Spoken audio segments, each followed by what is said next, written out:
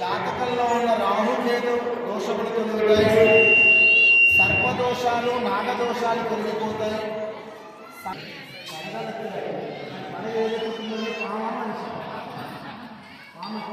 మనిషిని అంటారు కోట్ల పడగ ఎత్తాలంటే, మరి ఆ పడగ ఎత్తాలి, కోటాను కోట్ల సంపద అన్ని రావాలంటే నాగహారతిని బాగా మనస్సు పెట్టి దర్శనం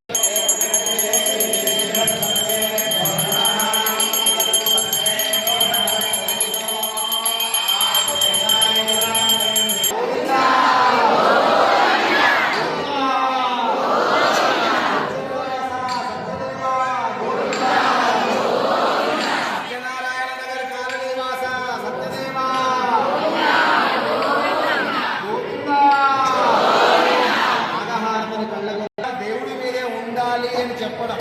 నంది అంటే నందిలాగా అక్కడికి కూర్చుంటే ఎలా పనులు అవుతాయండి? కూర్చొని కాదు, మీరు ఏ పనన్నా చేసుకుంటూ ఉండండి, మనస్సు దేవుడి మీద ఉంటుంది. వంట చేస్తూ, ఆఫీసులో ఉద్యోగం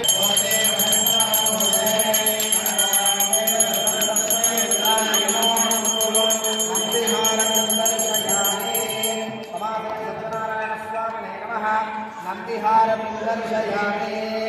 बोलो सत्यनारायण स्वामी की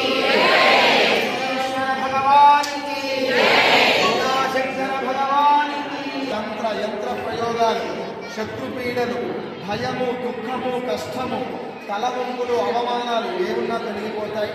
సింహంలాగా తలెత్తుకొని ఉంటాం. రాజకీయాల్లో ఉన్న వాళ్ళైతే సింహాసనమే అధిష్ఠిస్తారు. ఆ సింహవాహనానికి నమస్కారం చేసుకోండి.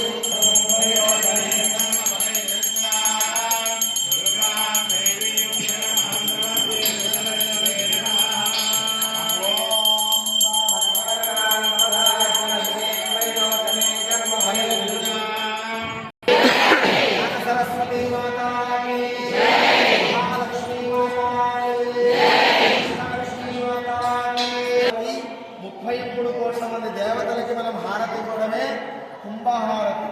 ఈ కుంభహారతిని దర్శించడం వల్ల 33 కోట్ల మంది దేవతల అనుగ్రహం కలుగుతుంది. అంతేకాదు, ఏ రోజు ఏ పూజ చేస్తున్నామో ఆ పూజా ఫలితం పూర్ణ కుంభం అంటే పూర్ణ ఫలితం వస్తుంది.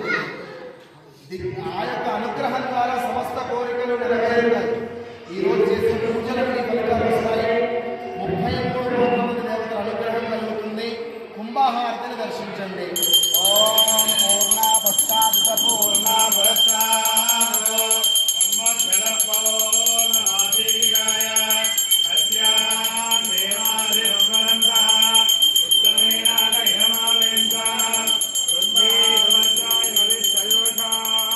కుంభహారతిం దర్శయామి. సత్యనారాయణ స్వామి భగవాన్ కి సమేత సత్యనారాయణ స్వామికి, బాలకృష్ణ భగవానికి.